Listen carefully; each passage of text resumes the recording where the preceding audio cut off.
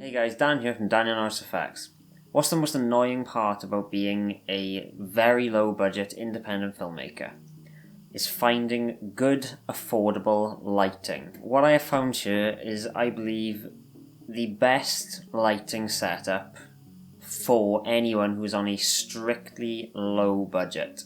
Compared to everything else that's out there at the moment, this one is the most cost effective in my opinion. And it is right here, really. So, what we have here, this is a simple studio light off Amazon. You can find these easily. There's loads of different brands using them, independent ones. They're all based around this simple light socket, which everyone has seen on Amazon. They are the most common light, studio lighting socket around. And they come with these, what my friend keeps calling, and I have kind of adopted the name now, the dog bowl light shades. You get two of these lights, so it'll be the light socket, the shield, and a light stand and a bulb. You get two of each of those for just under £40, I believe. So I think that's around $50-$60. But I will mention, the light stand you get is not one of these tall ones here. It is one of these micro light stands, which I wouldn't recommend anyone really buy these, but they're handy to have in your kit, if you need them. But light stands like this, you can get them for less than a tenner. The key reason I believe these are the best lighting kit for someone on a budget is because of a certain alteration, and it involves one of these. Now, this is the only reason I call this DIY. It is DIY in the the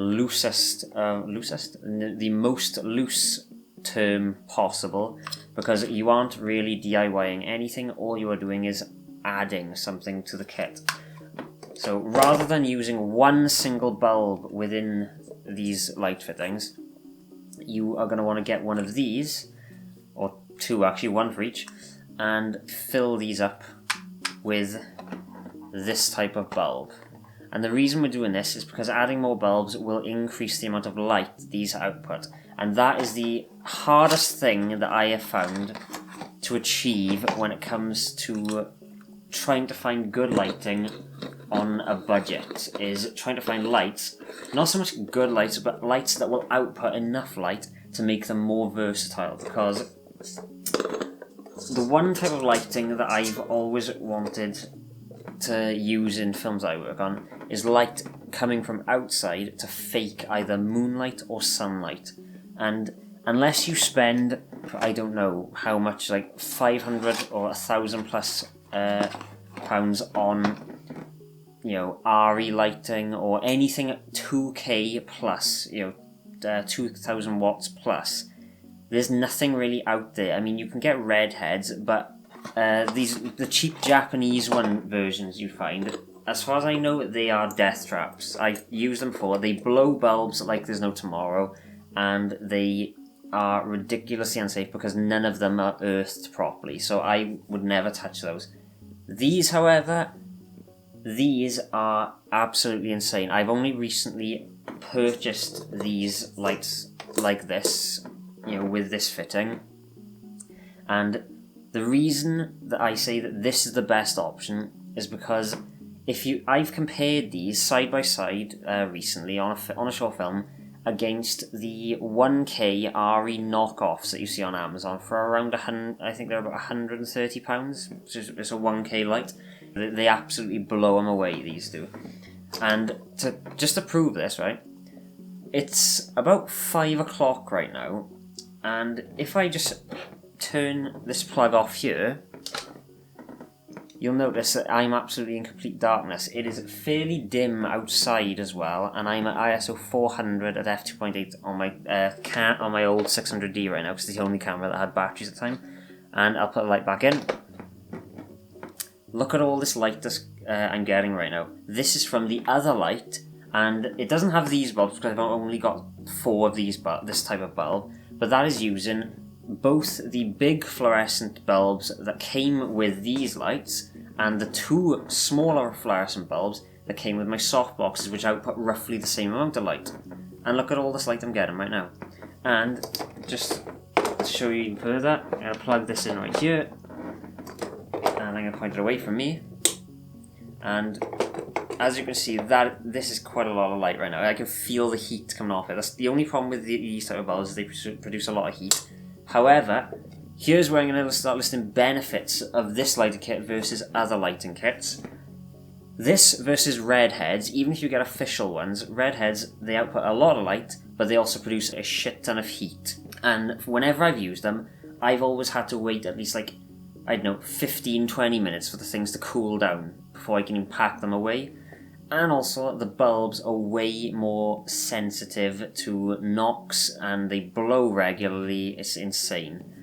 These are much more durable. They don't blow as much, and also the bulbs are cheaper and easier to get hold of from local shops. Redhead bulbs, I find them difficult to get them anywhere except offline. And secondly, now, and this is the biggest reason that I think this is a good set to go for, and that is because this whole setup costs less than £80 for 2 lights now. So we're talking the lighting kit itself with the 2, we're just going to mainly focus on just the bowls and the light fitting, right? So that's £40 for that. I think maybe a bit less, but we'd say £40 ballpark it.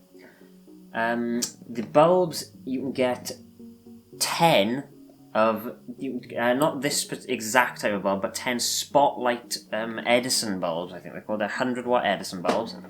10 of them for £10.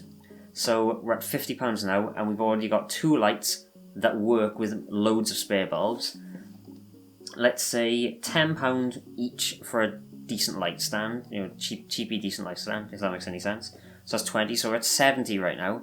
And then for the 4-way bulb adapter, each of them are £5. £80, and you've got a 2-light setup that is brighter than any knockoff light you can get that claims to be a professional studio light. And furthermore, if you are willing to spend an extra £2-3, you can add one of these to the kit. Now, these are dimmer boxes. These are very simple things. You just plug them into a light socket and they add a dimmer control to whatever you think. I think that you can use them on anything, but realistically you only want to really use them on these. And you just simply plug it in between the plug and the mains plug that you're using. Turn it right down to 0, turn it on, and you see the light doesn't go on.